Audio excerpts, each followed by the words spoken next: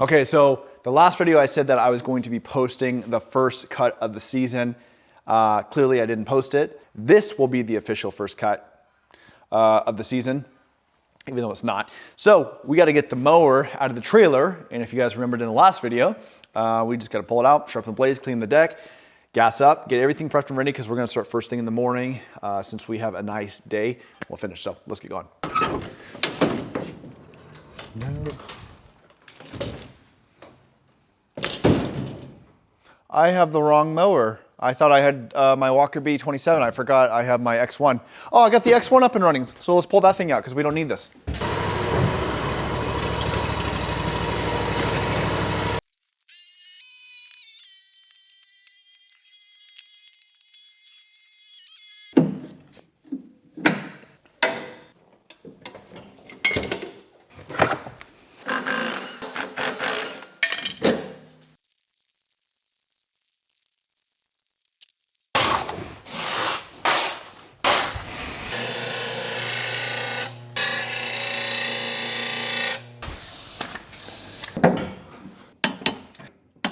So in my last video, I had a really great question, which is, do you have to torque down the bolts to a certain foot-pound, or can you just torque them down to kind of whatever you want? So the correct answer is you have to torque them down to a specific foot-pounds, which on this deck, it's 60 foot-pounds of torque. I'm not sure if it's like that across all Walker decks or just specifically this one. The reason why you want to do it is because the way that these are designed, the mower blades have shear pins. And what those do is that they protect your gearboxes on either your mower or on the mower deck. So for instance, if you're mowing and if you hit a big rock or if you hit a tree stump or if you hit a tree root, these shear pins will break off and the blades will spin freely, and that saves your gearbox. If they are over torqued, these won't break, and then that will cause damage to your gearbox, which most likely it's either going to cause it to leak, which happens a lot. We've done that before. Of course, if it's under tightened, then these eventually the bolts, we've had this happen one time, the bolt will come loose and the blades will literally just fall off. That happened to us. I think we either forgot to tighten them down completely or they clearly just weren't torqued correctly. So yes, it is very important to torque them down at the right foot-pounds of torque.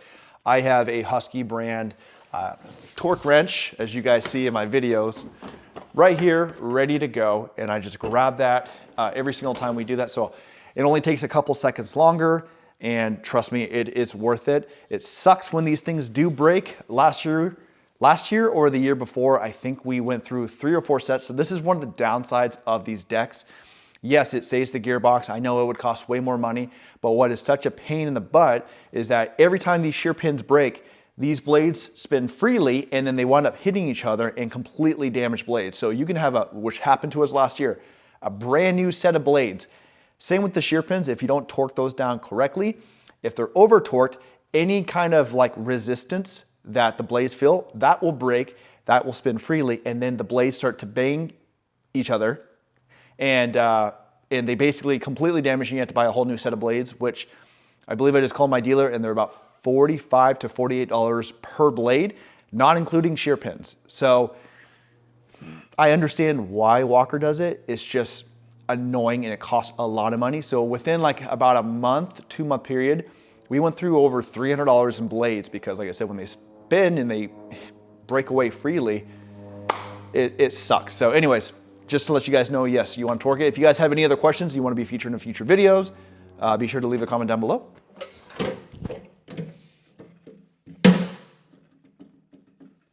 All right, guys, so we're all good to go. Let's get this thing loaded up.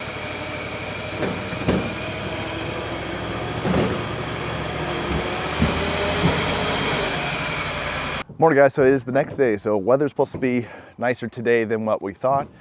This whole area was completely fogged out, and so now it's all clearing up. So me and Jason are gonna get started on the weed whacking since the grass is, say hi, Jason. Hey.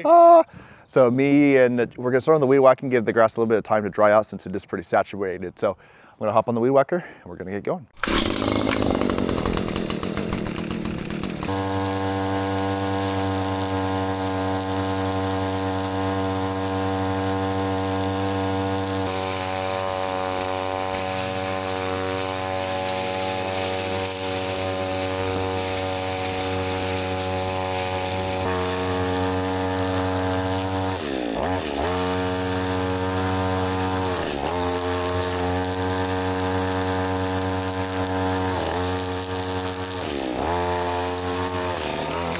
So in these spots right here, we have this throughout the whole entire condo.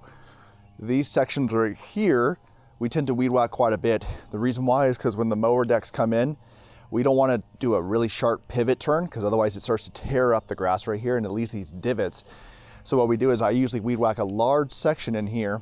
That way the mowers can do a more gradual turn so we don't get these kind of rough divots. And we don't want to go forward and backwards because it folds the grass over. And we also can't go onto the concrete because since we're using mulching decks, it's going to spray that grass all over the concrete, stain it. The only time we ever do that is if it's dry or for bagging. But because the grass is wet, which you could probably see that shimmer on the grass right now, we tend to weed whack more in these areas.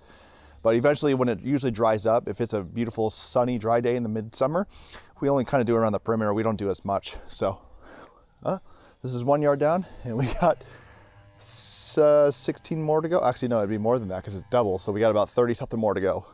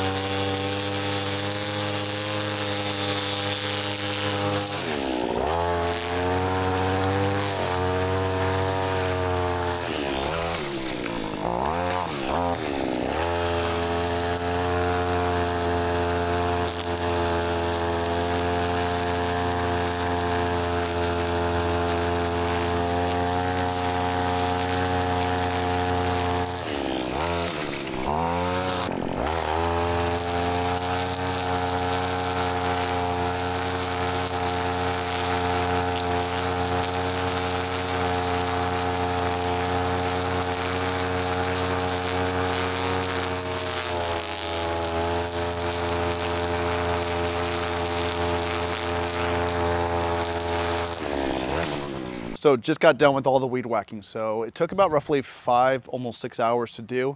The reason why it takes so long, especially this time of the year, is because the soil is so soft. What we're trying to avoid is this rut on our perimeter. So because the Walker decks sit so low to the ground and a lot of this concrete edging, sometimes in some of the areas it sits higher than the grass, we can't hang the deck over, otherwise it will just scrape all along that edge. So usually this time of year, because the ground is so soft, we will weed whack this perimeter, which is really tiresome to do because just in one condo alone, which is this whole section behind me, is about 19 houses, and then we got another like 5 on this side of the street. So that is why it takes so stinking long. So luckily next week we're going to be on a weekly schedule, so we won't be able to do that much. Once things start to dry up, we stopped doing that. Because like I said, it's so time consuming. It does look good, which is why we do it, which is why our clients continue to keep signing with us over and over, because we put that a little bit of time and attention and detail into the work, and clearly they see it and they appreciate it. So anyway, so Jason's still mowing, so I'm gonna grab the blower luckily since I weed whacked the whole entire perimeter and then he goes and cuts the perimeter, I can start blowing the driveways and sidewalks off right now to try to save a little bit of time. So I'm gonna get everything blown off. And then I told him to save this section behind me. We call this the park, so I can get some recording with the Walker. And then after that, we'll be all done. Let's grab this thing and we're gonna get out of here.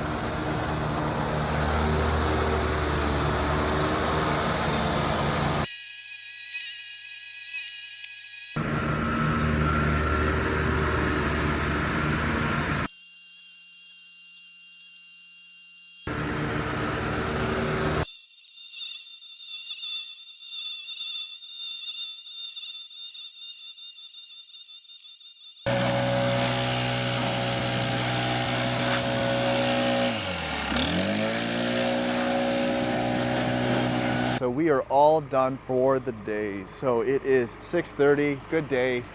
Grass looks good, nice and green and lush. Really happy with how it looks. So I hope you guys enjoyed this video. We're gonna head home because I'm tired. We got another day tomorrow, so I'll record that. Hope you guys enjoy this. Be sure to leave a comment down below of content you guys want to see and if there's any questions on how we do stuff. Appreciate it. See you guys next time.